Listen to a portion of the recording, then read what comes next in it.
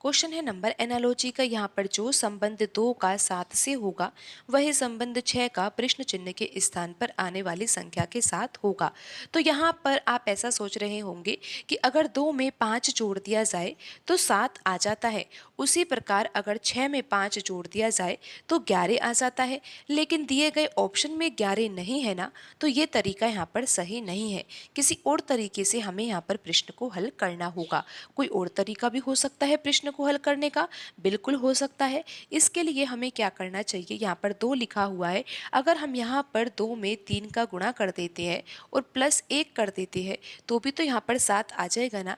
2 तिया कितना होगा, 6 होगा, और 6 में 1 जोड़ने पर 7 आ जाता है। उसी प्रकार आप यहाँ पर देख सकते हो कि 6 लिखा हुआ है, अगर हम 6 में भी 3 का गुणा करते और प्लस 1 करते तो कितना आएगा, 6 तिया 18 होगा, और 18 में 1 जोड़ने पर तो 19 आता है। लेकिन दिए गए ऑप्शन में 19 नहीं है, तो ये तरीका यहाँ पर बिल्कुल भी सही नहीं है। किसी और तरीके से यहाँ पर प्रश्न को हल करना होगा। तो यहाँ पर अब आप ये भी देख सकते हो कि यहाँ पर 2 है और 2 से 7 लेकर आना है।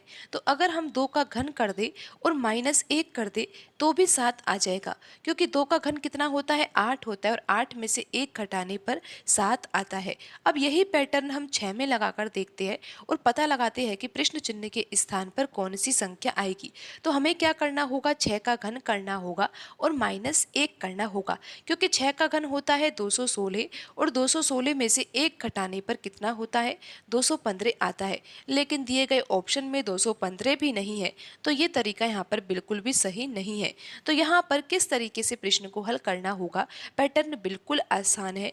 तो यहाँ पर आप देखिए 2 लिखा हुआ है, अगर हम 2 का वर्ग कर दे और प्लस हम यहाँ पर 3 कर दे, क्योंकि 2 का वर्ग होता है 4, और 4 में 3 जोड़ने पर ही तो कितना आता है, 7 आता है। अब यही पैटर्न हम 6 में लगा देते हैं। हम क्या करेंगे, 6 का वर्ग करेंगे और प्लस यहाँ पर 3 करेंगे। 6 का वर्ग कितना होता है, 36 होता है, और प्लस 3 करने पर कितना आ जाता है, 39 आ जाता है। आप देख लीजिए कि ऑप्शन बी में लिखी हुई संख्या 39 है, तो यही सही आंसर होगा। क्वेश्चन है मिसिंग नंबर का। यहाँ पर हमें पता लगाना है कि प्रश्न चिन्ह के स्थान पर कौन सी संख्या आएगी। तो आइए सबसे पहले तो हम ये समझते हैं कि ये जो आकृति है इसमें संख्याएं तो काफ़ी सारी लिखी हुई है, लेकिन यहाँ पर जो ये संख्याएं लिखी हुई है क्या वो एक दूसरे से संबंधित है, यहाँ पर कोई पैटर्न लग रहा है। बिल्कुल निश्चित रूप से यहाँ पर पैटर्न तो लग ही रहा होगा, बिना पैटर्न लगे तो हम यहाँ पर प्रश्न को हल ही नहीं कर पाएंगे। तो सबसे पहले तो हमें उस पैटर्न को समझना है। पैटर्न समझ में आ जाता है तो फिर पता लगा लेंगे कि प्रश्न चिन्ह के स्थान पर कौन सी संख्या आएगी। तो आप देखिए कि यहाँ पर ये एक वृत्त है ना, और वृत्त जो है ना ये 4 भागों में बटा हुआ है। आप देखोगे कि प्रत्येक भाग में 3-3 संख्याएं हैं। आपने देखा कि ये वृत्त का पहला भाग है और इसमें 3 संख्याएं हैं, 3 है, 4 है और 0 है। तो सबसे पहले तो हम यहाँ पर यही समझते हैं कि इन तीनों संख्याओं में क्या संबंध है। आप देख सकते हो कि वृत्त का जो दूसरा भाग है वो कौन सा है, ये वाला है, जिसमें कौन कौन सी संख्याएं लिखी हुई है, 9 है, 6 है और 26 है। हम इन तीनों संख्याओं में भी संबंध देख सकते हैं। तो आप देखिए यहाँ पर 9 है और यहाँ पर 6 है, तो इन दोनों अंकों के द्वारा हम यहाँ पर किस प्रकार 26 लेकर आ सकते हैं। पैटर्न बिल्कुल आसान है, आप यहाँ पर ध्यान से समझिए कि 9 लिखा हुआ है और 6 लिखा हुआ है। हमें करना क्या है, हमें यहाँ पर 9 में से 6 घटाना है। जब हम यहाँ पर 9 में से 6 घटाएंगे तो फिर कितना आएगा, 3 आएगा। लेकिन यहाँ पर हमें लेकर क्या आना है, 26 लेकर आना है ना। उसके बाद हमें क्या करना होगा, यहाँ पर 3 आ गया है तो हमें क्या करना होगा, 3 का घन करना होगा। आपको पता है ना कि 3 का घन तो क्या होता है, 27 होता है ना। फिर भी यहाँ पर 26 लेकर आना था और 26 तो अभी भी नहीं आया है, तो 26 कैसे आ सकता है। अगर यहाँ पर हम 27 में से 1 घटा देंगे ना तो यहाँ पर 26 आएगा। आपको समझ में आया कि यहाँ पर 26 किस तरह से आया। आप एक बार फिर से पैटर्न को समझिए कि यहाँ पर 9 लिखा हुआ है, यहाँ पर 6 लिखा हुआ है, इन दोनों अंकों से ही हमें 26 लेकर आना था। तो हमने यहाँ पर क्या सोचा कि 9 में से हम 6 घटा देते हैं। जब 9 में से 6 घटाया तो हमें पता लगा कि यहाँ पर 3 आता है। फिर यहाँ पर हमने क्या किया, यहाँ पर हमें 26 लेकर आना था, लेकिन यहाँ पर अगर हम 3 का घन करें तो हम 26 के नज़दीक पहुँच सकते हैं। 3 का घन क्या होता है, 27 होता है, लेकिन अभी भी 26 लेकर आना है। तो हमने क्या किया, 27 में से 1 घटा दिया, जिससे कि यहाँ पर 26 आ गया। तो अब यही पैटर्न हमें कहाँ पर लगाना होगा। आप देखिए वृत्त का जो पहला भाग था ना, यहाँ पर हमें यहाँ पर भी यही पैटर्न लगाना होगा और हमें जांच तो करनी होगी ना कि पैटर्न सही भी है या नहीं। हमें पता है कि यहाँ पर हमें करना क्या है, यहाँ पर हमारे पास दो नंबर है 3 और 4, और इन दोनों नंबर्स की सहायता से हमें यहाँ पर तीसरा नंबर 0 लेकर आना है। लेकिन पैटर्न कौन सा लगाए, तो आप यहाँ पर देखिए 3 है 4 है, तो हमने क्या किया था, सबसे पहले यहाँ पर 9 था, यहाँ पर 6 था, तो यहाँ पर हमने अंतर निकाला था ना, तो 4 में से 3 घटाएंगे तो यहाँ पर कितना आएगा, 4 में से 3 घटाने पर तो 1 आएगा। उसके बाद हमने क्या किया था, यहाँ पर जैसे कि अंतर 3 आया था, 3 का हमने घन किया था, तो यहाँ पर अगर 1 आया है तो हम 1 का घन करेंगे, लेकिन 1 का घन तो 1 के बराबर ही होता है। फिर उसके बाद हमने क्या किया था, यहाँ पर जैसे कि 27 आया था ना घन, तो 27 में से हमने 1 घटाया था, क्योंकि यहाँ पर 26 लेकर आना था, तो यहाँ पर हमें 0 लेकर आना है, तो यहाँ पर हम जो यहाँ पर घन आया है 1, उसमें से हम 1 घटाएंगे तो कितना आ जाएगा, 0 आ जाएगा। अब हम यही पैटर्न कहाँ पर लगाकर देखेंगे, यहाँ पर ये वृत्त का तीसरा भाग है ना, जिसमें 3 संख्याएं लिखी हुई है, इन तीनों संख्याओं में भी यही पैटर्न लगाकर देखते हैं कि यहाँ पर 12 और 8 के द्वारा 63 आ भी रहा है या नहीं। तो करना क्या है, पैटर्न तो आपको समझ में आ ही गया होगा। आप यहाँ पर ध्यान दीजिए कि किस तरह से यहाँ पर पैटर्न लग रहा है। यहाँ पर करना क्या होगा, हमारे पास अब दो नंबर है 12 और 8। करना क्या है, 12 में से तो 8 हमें घटाना ही होगा, जिससे कि यहाँ पर अंतर जो है वो 4 के बराबर आ जाएगा। उसके बाद हमें 4 का घन भी करना है, जिससे कि यहाँ पर कितना आ जाएगा, 64 आ जाएगा। फिर 64 में से हमें 1 घटाना है, जिससे कि यहाँ पर तीसरी संख्या 63 आ जाएगी। आप यहाँ पर देख सकते हो 63 लिखा हुआ है। अब यही पैटर्न हम यहाँ पर वृत्त के चौथे भाग में लगा देते हैं, और हम देखते हैं कि 12 और 10 के द्वारा यहाँ पर कौन सी संख्या आएगी प्रश्न चिन्ह के स्थान पर। तो पैटर्न तो आपको समझ में आ गया है कि सबसे पहले तो हमें क्या करना होगा। हमारे पास अब यहाँ पर दो नंबर है, कौन कौन से, 12 और 10। सबसे पहले तो हमें यहाँ पर अंतर निकालना है कि 12 में से 10 घटाएंगे तो अंतर तो कितना आएगा, 2 का आएगा। उसके बाद हमें यहाँ पर 2 का घन भी करना है, तो यहाँ पर कितना आ जाएगा, 8 आ जाएगा। और उसके बाद हमें 8 में से 1 भी घटाना है, तो यहाँ पर कितना आ जाएगा, 7 आ जाएगा। तो यहाँ पर प्रश्न चिन्ह के स्थान पर कौन सी संख्या आएगी, 7 आएगी। और आप ये देख सकते हो कि यहाँ पर दिए गए ऑप्शन में 7 लिखा हुआ है। ऑप्शन सी यहाँ पर सही आंसर होगा। आप एक बार फिर से समझ लीजिए कि यहाँ पर 7 आंसर कैसे आया। आपको पैटर्न समझ में आ गया होगा कि यहाँ पर 12 है, यहाँ पर 10 है, तो हमें क्या करना है, अंतर निकालना है इन दोनों संख्याओं के बीच में। तो अंतर तो 2 का आ गया। उसके बाद क्या करना होता है कि यहाँ पर जो ये अंतर आया है ना, इसका घन करना है। घन कितना आएगा, यहाँ पर 8 आएगा। फिर यहाँ पर 8 में से हमें 1 भी घटाना है, तो यहाँ पर कितना आ जाएगा, 7 आ जाएगा। तो यहाँ पर प्रश्न चिन्ह के स्थान पर कौन सी संख्या आएगी, 7 आएगी। आप देख सकते हो कि दिए गए ऑप्शन में से ऑप्शन सी यहाँ पर सही आंसर होगा। क्वेश्चन है मिसिंग नंबर का। यहाँ पर प्रश्न में 3 आकृतियाँ दी हुई है। हमें पता लगाना है कि तीसरी आकृति में प्रश्न चिन्ह के स्थान पर कौन सी संख्या आएगी। तो आइए सबसे पहले तो हम यहाँ पर पैटर्न समझते हैं। आप देखिए कि यहाँ पर 4 संख्याएं बाहर लिखी हुई है, और इन चारों संख्याओं के बीच में एक संख्या लिखी हुई है जो कि इन चारों संख्याओं से बड़ी संख्या है। तो हमारा सोचने का तरीका ये होना चाहिए कि बाहर लिखी हुई 4 संख्याओं के द्वारा इनके बीच में लिखी हुई संख्या को कैसे प्राप्त किया जा सके। तो सबसे पहले तो हम यहाँ पर इन चारों संख्याओं का योगफल निकालते हैं कि इन चारों संख्याओं का योगफल क्या होगा। क्या पता हम उसी से पैटर्न को समझ जाए। तो यहाँ पर 6 और 4 कितना हो जाएगा, 10 हो जाएगा। 10 में 6 जोड़ेंगे 16 आ जाएगा। 16 में 3 जोड़ेंगे तो कितना आ जाएगा, 19 आ जाएगा।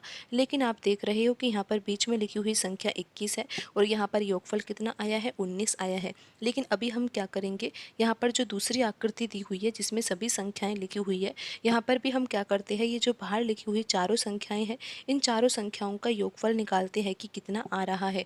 9 और 5 कितना होगा, 14 होगा। 14 में 6 जोड़ेंगे 20 आएगा, और 20 में 3 जोड़ने पर 23 आएगा। तो अब क्या आप पैटर्न समझ पा रहे हो कि यहाँ पर आपने देखा कि जो पहली आकृति है उसमें हमें 21 लेकर आना था, लेकिन आया क्या, 19। और यहाँ पर दूसरी आकृति में हमें 25 लेकर आना था, लेकिन योगफल कितना आया, 23 आया। तो अगर आप यहाँ पर 19 में 2 जोड़ दोगे तो 21 आ सकता है ना।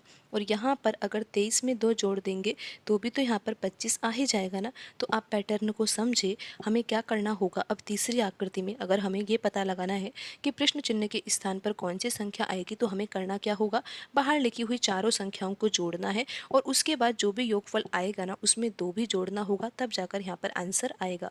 तो हम बाहर लिखी हुई संख्याओं को जोड़ देते हैं। 7 में 9 जोड़ेंगे 16 आएगा। 16 में 4 जोड़ेंगे तो कितना आ जाएगा, 20 आ जाएगा। और 20 में 3 जोड़ने पर 23 आ जाएगा। फिर हमें करना क्या है, 23 में हमें 2 भी जोड़ना है, तो यहाँ पर आंसर क्या आ जाएगा, 25 आ जाएगा। तो यहाँ पर प्रश्न चिन्ह के स्थान पर कौन सी संख्या आएगी, 25 आएगी। अब हम देखते हैं कि जो ऑप्शन दिए हुए हैं उनमें 25 लिखा भी हुआ है या नहीं। तो यहाँ पर ऑप्शन सी में 25 लिखा हुआ है, तो यही सही आंसर होगा। क्वेश्चन है कोडिंग डिकोडिंग का। यहाँ पर प्रश्न में दिया हुआ है 2 + 4 + 9 = 87, 7 + 2 + 4 = 25, 3 + 4 + 6 = 43। पूछा गया है कि 1 + 2 + 3 बराबर क्या होगा। तो आप यहाँ पर समझिए कि यहाँ पर जो पहला संबंध दिया हुआ है कि अगर इन तीनों संख्याओं को जोड़ा जाए तो कितना आता है, 2 + 4 6 होता है और 6 में 9 जोड़ा जाएगा तो 15 आएगा। क्या यहाँ पर 15 का संबंध 87 से हो सकता है? बिल्कुल भी नहीं हो सकता। यानी कि अगर हम इन तीनों संख्याओं को जोड़ेंगे तो 15 आ रहा है और 15 का संबंध तो 87 से कुछ भी नहीं लग रहा। अब आप ऐसा सोच रहे होंगे कि 15 का गुणा अगर 6 से कर दिया जाए और माइनस अगर 3 कर दिया जाए तो 87 आ सकता है। फिर क्या यही पैटर्न हम यहाँ पर दूसरे संबंध में लगाकर देखें तो क्या 25 आ सकता है? तो देख लेते हैं। अगर हम इन तीनों संख्याओं को जोड़ेंगे तो कितना आएगा, 7 + 2 9 होगा, 9 में 4 जोड़ने पर 13 आएगा। फिर जैसे कि यहाँ पर हमने 6 का गुणा किया है तो यहाँ पर भी हम 6 का गुणा करेंगे और फिर हम यहाँ पर -3 करें तो यहाँ पर क्या 25 आ सकता है। 13 का गुणा 6 से करने पर तो 78 आएगा और 78 में से 3 घटाने पर 75 आएगा। तो इसी पैटर्न से तो यहाँ पर 25 नहीं आ रहा, तो ये पैटर्न ही यहाँ पर नहीं लग रहा है। हमें दूसरे पैटर्न से यहाँ पर समझना होगा। आप यहाँ पर ये समझिए कि यहाँ पर प्लस का चिन्ह तो यूं ही दे दिया है, हमें तो यहाँ पर ये समझना है कि हमारे पास 3 नंबर्स है। कौन कौन से, 2 है, 4 है और 9 है, और इन तीनों संख्याओं से हम किस प्रकार 87 को लेकर आ सकते हैं। हमारा सोचने का तरीका तो यही होना चाहिए। तो अब आप यहाँ पर समझिए कि किस तरह से यहाँ पर 87 आ सकता है। आप देखिए कि यहाँ पर जो ये तीसरा नंबर है, तीसरा नंबर यहाँ पर क्या लिखा हुआ है, 9 लिखा हुआ है ना। तो आपको क्या करना है, 9 का वर्ग करना है और उसके बाद आपको क्या करना है, इन दोनों संख्याओं को तो आपको जोड़ना ही है। यानी कि 2 + 4 कितना हो जाएगा, 6 हो जाएगा। तो अब हम देखते हैं कि क्या 87 आ रहा है। बिल्कुल आ रहा है। आप देखिए कि 9 का वर्ग तो 81 होता है और 81 में 6 जोड़ने पर कितना आ जाएगा, 87 आ जाएगा। और आप ये देख ही सकते हो कि यहाँ पर हमें 87 को ही लेकर आना था। आप यहाँ पर पैटर्न तो समझ ही गए होंगे। हमने क्या किया है, यहाँ पर जो ये तीसरी संख्या है ना 9, इसका तो हमने वर्ग कर दिया है और बाकी जो दोनों संख्याएं हैं उसको हमने जोड़ा है। तो यहाँ पर जो 9 का वर्ग होगा वो तो 81 होगा और 81 में हम क्या जोड़ेंगे, 2 + 4 कितना होगा, 6, और 81 + 6 कितना हो जाएगा, 87 हो जाएगा। लेकिन अभी हम इस पैटर्न को सही नहीं मान सकते। हमें बाकी जो दिए गए संबंध है उनमें भी पैटर्न लगाना होगा और ये देखना होगा कि ये पैटर्न सही भी है या नहीं। पैटर्न तो आपको समझ में आ ही गया होगा। करना क्या है, यहाँ पर जो ये तीसरी संख्या है ना, इसका तो हमें वर्ग करना होगा। यहाँ पर हम दूसरे संबंध की बात कर रहे हैं जिसमें लिखा हुआ है 7 + 2 + 4 = 25। तो हमें करना क्या है, तीसरी संख्या का तो हमें वर्ग करना है और बाकी दोनों संख्याओं को हमें जोड़ना है। तो आप देखिए कि 4 का वर्ग तो 16 होता है और 16 में हम क्या जोड़ेंगे, 7 + 2 कितना होता है, 9 होता है और 16 + 9 तो कितना होगा, 25 होगा। और आप ये देख ही सकते हो कि यहाँ पर 25 ही लिखा हुआ है। अब यही पैटर्न हम यहाँ पर तीसरे संबंध में भी लगाकर एक बार देख ही लेते हैं कि यहाँ पर 43 आ भी रहा है या नहीं। करना क्या है, यहाँ पर जो ये तीसरी संख्या 6 लिखी हुई है इसका हमें वर्ग करना है और बाकी जो दो संख्याएं हैं उनको तो हमें जोड़ना ही है। तो देखते हैं कि यहाँ पर 43 आता भी है क्या नहीं।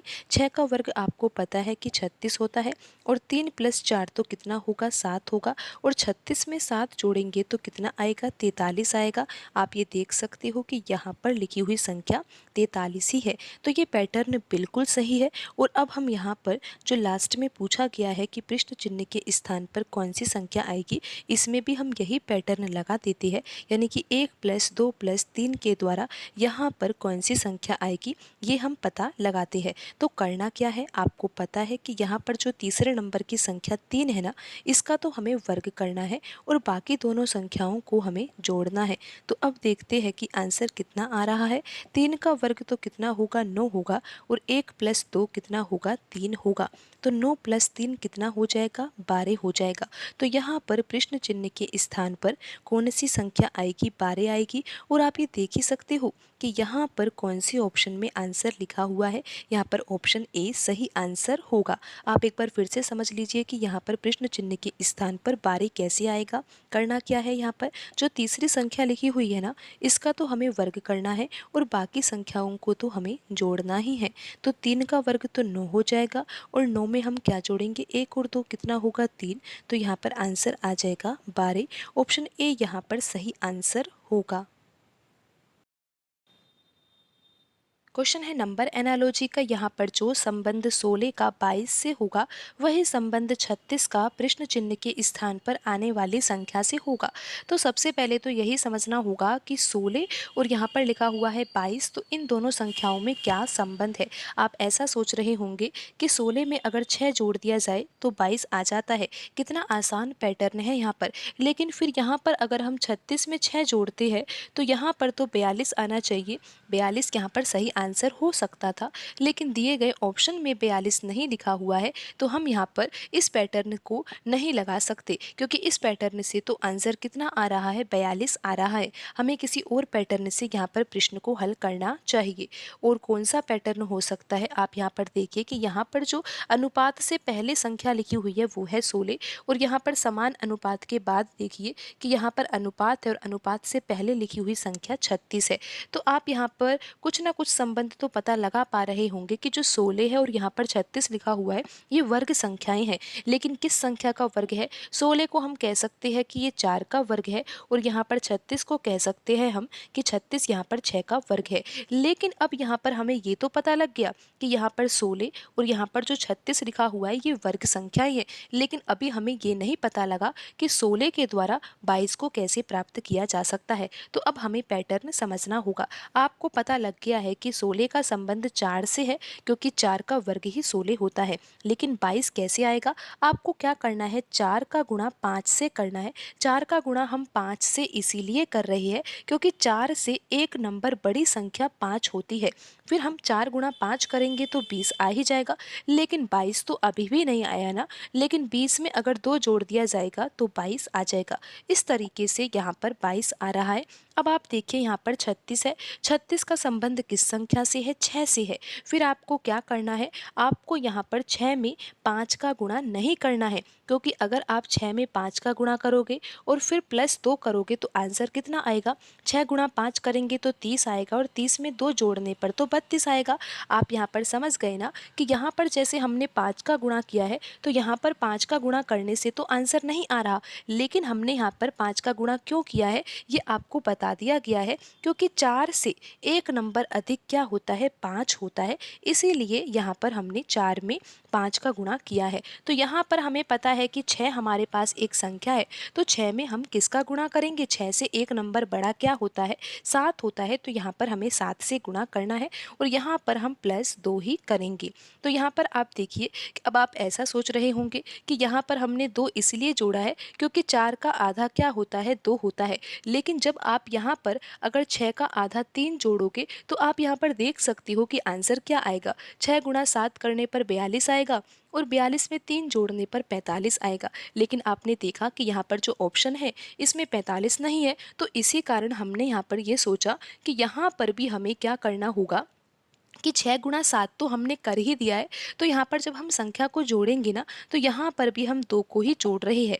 तो 6 गुणा 7 करेंगे तो 42 आ ही जाएगा, और 42 में 2 जोड़ने पर 44 आ जाएगा। और आप ये देख सकते हो कि यहाँ पर ऑप्शन बी में जो संख्या लिखी हुई है वो है 44, और यही सही आंसर होगा।